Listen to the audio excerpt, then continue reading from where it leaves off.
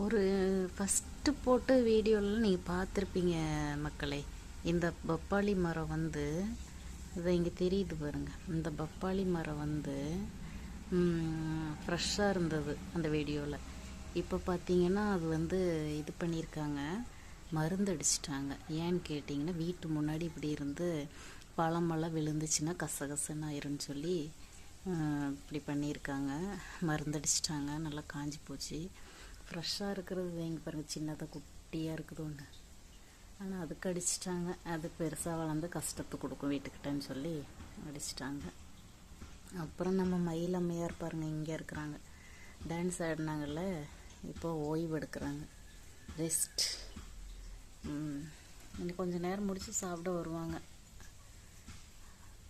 அப்புறம் பார்த்தீங்கன்னா இங்கே ஆப்போசிட்டில் போட்டிருந்த அந்த வாழையெல்லாம் கட் பண்ணிட்டாங்க.